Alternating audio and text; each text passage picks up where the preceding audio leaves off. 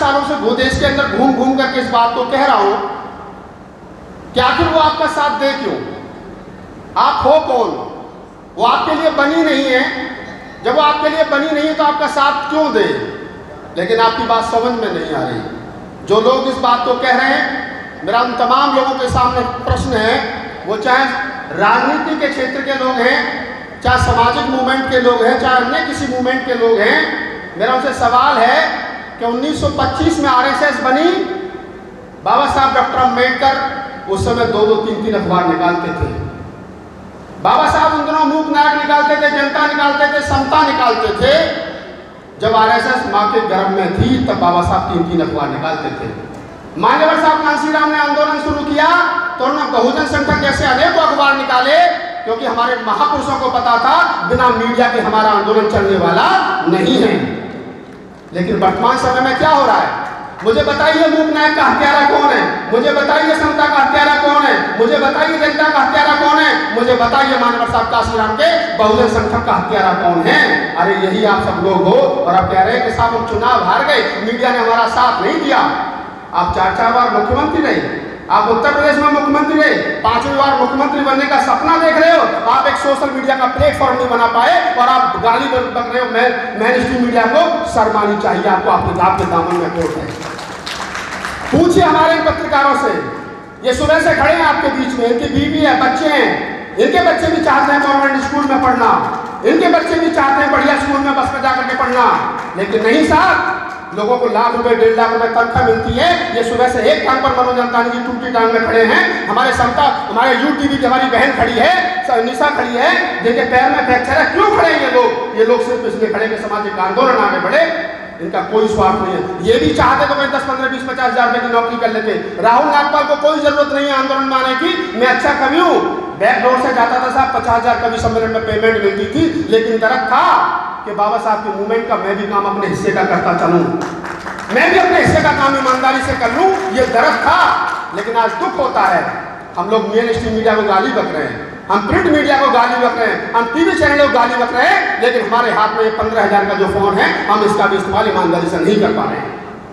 बताइए मुझे, जो समतावाद पर खबर चलती है, जो यूटीवी पर चलती है, जो राहुल लाइव 85 पर चलती है, नेशनल दस्तक पर चलती है, बहुजन टीवी पर चलती है और तमाम चीज लोकतंत्र टीवी पर चलती है, उन खबरों को हम लोग कितनी आगे पहुंचा रहे? नहीं पहुंचा रहे। हमारे बच्चे और हम टीवी गेम देखने में मस्त हैं, हम नहीं कर रहे ईमानदारी से काम। मैं गारंटी के साथ कह रहा हूं, हमारे सीनियर साथी बैठे हैं, बात कड़वी है लेकिन कहूंगा, जिस दिन आप लोगों ने अपने 10 यूट्यूबर ऐसे पैदा कर लिए कि जिनके सब्सक्राइबर 1-1 करोड़ हो, उस दिन 10 करोड़ आपके सब्सक्राइब हो गया, मोदी इसी सरकार को गिरा दोगे, मेरी गारंटी है। आप इतना सा काम नहीं कर सकते? अरे आपके हाथ में फोन है, आप चैनल को सब्सक्राइब करने से डरते हैं, कोई पैसा नहीं लग रहा उसमें। बात बहुत सारी और भी हो सकती है। मुझे नेताओं से बहुत ज्यादा शिकायत है, जो नेता कहते हैं कि हमको मेन स्ट्रीम मीडिया स्पेस नहीं देती, सोशल मीडिया स्पेस नहीं देती। क्यों स्पेस देगी भाई तुमको? वो तुमने दिया क्या उनको, करा क्या उनके लिए? अरे 60 यूट्यूबर लग रहे थे बहुजन समाज पार्टी की सरकार बनाने में उत्तर प्रदेश के अंदर, 3 मीटिंग सतीश चंद्र मिश्रा के साथ में मैंने करवाई, मेरे यूट्यूबर बीमार हो गए, लोगों ने खाने की नहीं पूछी, लोगों ने ये नहीं पूछा कि तुम्हारा क्या नाम है, पेट्रोल का पैसा कहां से आया है। बनना तुमको मुख्यमंत्री है, बात मोदी जी की कर रहे हो। अरे मोदी जी की अगर कोई फोटो भी पत्रकार खींचता है ना, प्रकाश चंद जी, उनके बीच में अगर कोई का पत्र वो आ जाता ना, बड़ा नेता आ जाता, धमका का पीछे कर देते, नहीं पहले फोटो खींच देते। ये मीडिया की ताकत है, वो समझते हैं उसको, हम नहीं समझते उस चीज को। हम लोग गाली देना बंद करें, ईमानदारी से मूवमेंट का काम करें, ईमानदारी से हम लोग पत्रकारिता में हैं, साहित्यकारिता में हैं, जिस क्षेत्र में है ईमानदारी से काम करें। बाबा साहब को धोखा देना बंद करो।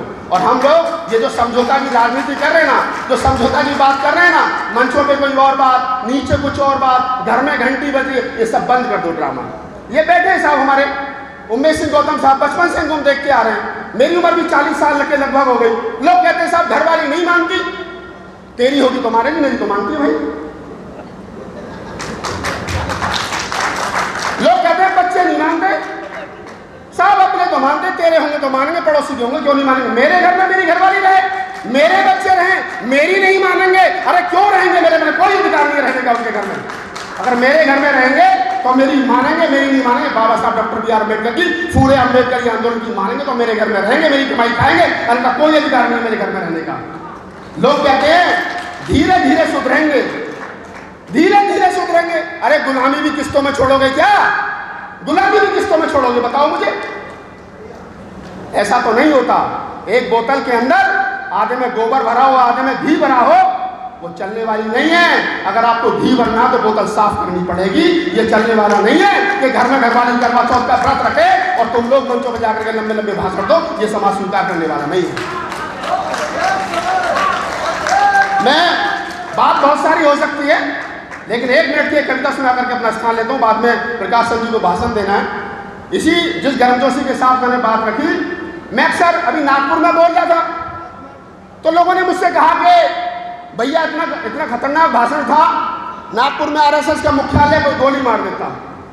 नागपुर से कुछ लोग, महाराष्ट्र से कुछ लोग आए, बोल देता हूँ। बात अच्छे की भी हुई मंच पर, महमूद प्राचा जी बोल करके गए, रंग की भी हुई। कोई कहते साहब भगवाकरण की राजनीति हो रही है, कोई हरे रंग की बात करता है।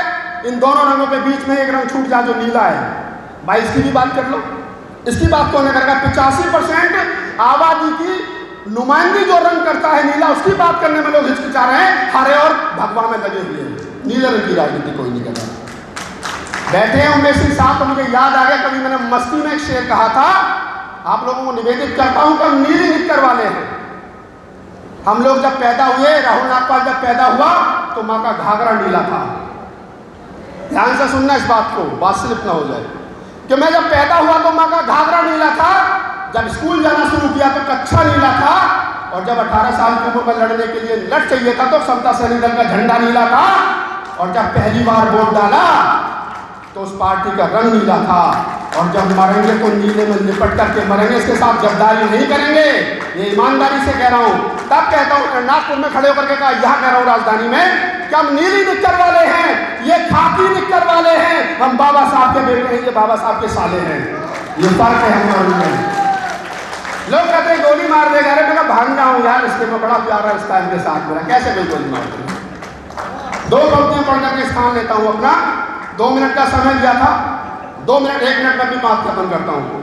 कि तुम्हारी चौखटों पे सर, बड़े बड़े लोग कहते हैं साहब मनुवादियों की सरकार चले, ये चले। मैं रोज बोलता हूँ अपने यूट्यूब चैनल पे, रोज मेरे 10 वीडियो वायरल होते हैं। आज तक मेरे खिलाफ सिंगर वारंट जारी नहीं हुआ। डरते हैं ये अम्बेडकरवादियों से लड़ने में, क्योंकि महात्मा संविधान लेकर के चलते हैं, हमें पता है क्या बोलना है क्या नहीं बोलना। हम संविधान के दायरे में रह करके बोलते हैं अपनी बात कह रहे हैं, हमारा फंडामेंटल राइट्स है। कहता हूं कि तुम्हारी चौखटों पे सर अब रखते नहीं हैं हम। ये सुन ले, सारे योगी भी सुन ले, मोदी भी सुन ले, और जितनी सरकारों की चल रही है देश में वो भी सुन ले, अमित शाह भी सुन ले, गृह मंत्री है देश के, कि तुम्हारी चौखटों पे सर अब रखते नहीं हैं हम। और मुझे मालूम है साहेब तुम्हें इस बात का है गम, और तुम्हारी तोप और बंदूकें हमको क्या डराएंगी। तुम्हारे बाप के भी बाप से डरते नहीं हैं हम, तुम्हारे बाप के भी बाप से डरते नहीं हैं हम। बहुत बहुत धन्यवाद, बहुत बहुत साधुवाद। और मैं उम्मीद करूंगा कि आप हर साल इस तरीके का मंच लगाएं साहब, लोगों को बुलाएं। बाद में वक्त मिल जाए तो हमारे किसी साथी को बुलवा दिया करो, ताकि हम चाहते हैं कि युवाओं का भी नेतृत्व यहाँ होना चाहिए। बहुत बहुत धन्यवाद। जय हिंद।